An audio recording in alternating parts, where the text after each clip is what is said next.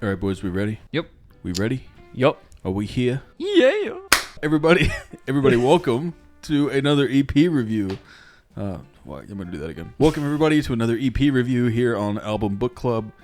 This time around, we are doing Moving Parts Plays Grebfruit 2 by Benny Greb.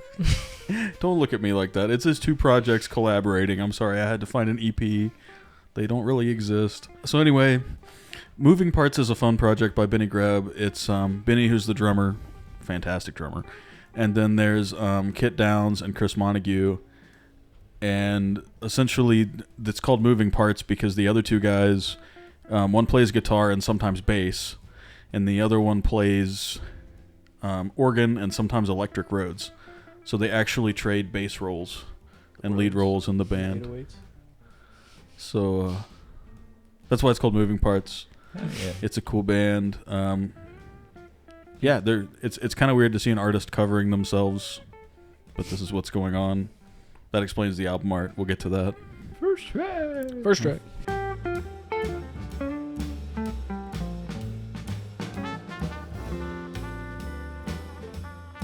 So that was track one, Coos Coos. I said that about as weirdly as possible. All right. Yeah, it's like an 8. I'm going to get, 8.25 or 2.5. 25 sounded wrong. I think I'm going to give it an 8. I just love Moving Parts. It's such a fun band. I wish, I don't know if they ever came to the States for me to see them. It's a German drummer with, I think, a British guy or two. I don't know if they're both British or not. I don't know where they're based out of. They're all European. Just cool vibes, good jam, great playing all around. I love the bass playing. Phenomenal bass playing. And there were some real cool things with the guitar player kind of like going back and forth with the bass player, and they would do a double hit on the guitar here, which you would expect the bass player to be doing in the background. But if you listen, he wasn't.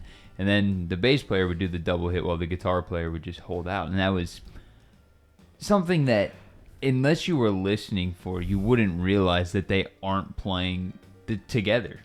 But they just kind of naturally filled those gaps, and I kind of like that.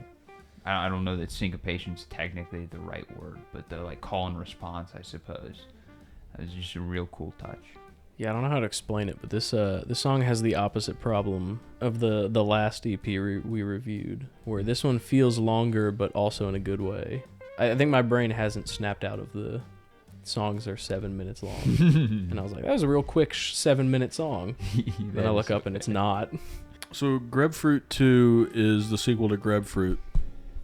That should be obvious, but that is they skipped the first one and then they went straight to the 10th one. Yeah, and they went back to the first one. It's actually the third one. It's not like Microsoft where they had one with no number and then 360 and then one. And then they added a letter to the end. No, it's not. Then they added like another letter. Yeah. Sorry, I just want to make sure.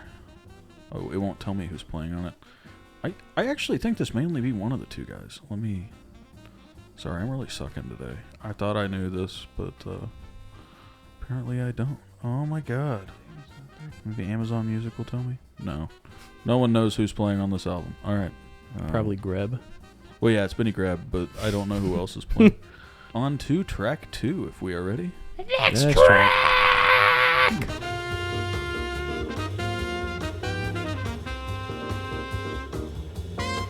Disregard what I said earlier. Those are not the people who were playing on this album, other than Benny Greb. I finally found it. It is Chris Montague playing guitar, and then Chris Hargreaves on bass. So, I guess the keyboard player had better things to do. Yeah, sorry. Keyboard player's on the first Moving Parts album, I swear. This was track 2, which is Tricky. It's not a cover of the rap staple, unfortunately. I'd give this one a 7.5. I'm going to give it a 7. I was thinking, 7. 7's fair. It got me. I couldn't follow it along. And, I mean, they had a timing, I'm sure. And if I actually tried to count it, I would figure it out. But just, like, off-rip trying to guess along with it, I was off. I was both ahead and behind at the same time. It was quite impressive. Yeah, welcome to jazz. Beginning's all over the place, and then it kind of just is for the rest of it. I kind of wish it would continue to try to trip you up as bad as it did in the beginning. But then this is a short enough track that after that it's kind of just over.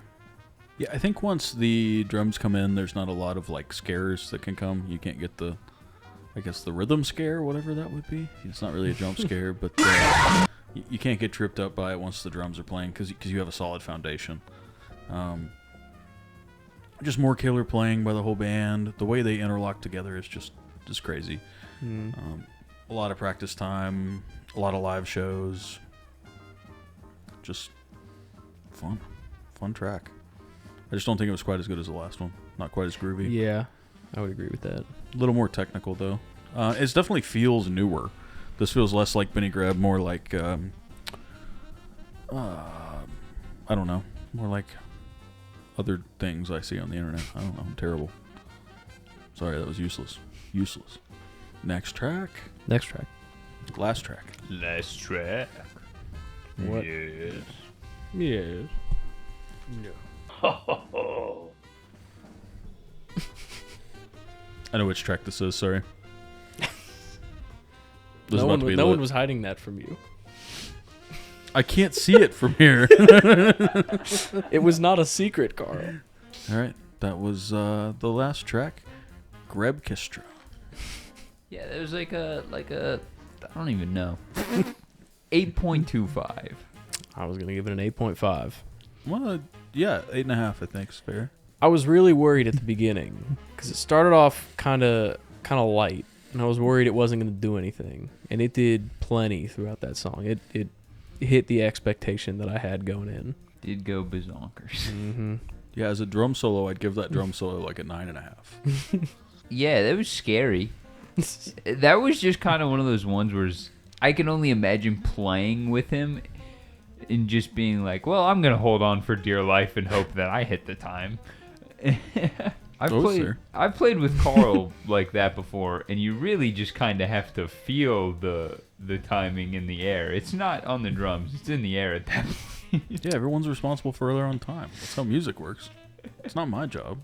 No, I definitely like Benny's probably any given day top 3 to top 5 drummer. I mean, everything I play that's groove oriented comes from this guy. Huge, I won't say disciple, but I teach his learning method when I teach. I'm just very much a big fan of how he thinks of rhythm and how he thinks of it musically and what he's able to do with it. So I'm just a huge Benny fan overall. So hearing the solo, realizing there's more that I haven't heard because I've been living under a rock, has been cool. This was a fun one. Album art? Oh, album yeah. art. I forgot about that. This album art goes hard. Yeah, it's like a 9.5. Yeah, I'll give it a 9. I'd say it's a 9.5, yeah. See, I don't know what the heck's going on. It looks like a chameleon and like an airplane at the same time. So it's 3 chameleons with no end. Yeah, it's just infinitely wrapping in themselves. It's like the D&D logo. It's to represent how they are intertwined in their playing, I'm sure. Yeah, you were right. I don't know if you said this on purpose, but it is the That's airplane exactly movie what poster. I was thinking of when I said airplane. Yeah, it's just a weird, fun amalgamation, and it fits exactly with what's going on. So, yeah, I would agree with that. It also does have text on it that I'm sure says exactly what Karl wants it to say. That is true. Yeah. Did you guys have fun? Yeah, it was a great time. Mm-hmm. Good. Everybody don't forget to do all the Facebook. Don't do all the Facebook. Do all the YouTube things for us. Like, subscribe. We really appreciate you. I mean, you don't have to, but I'd appreciate it if you did. So, yeah.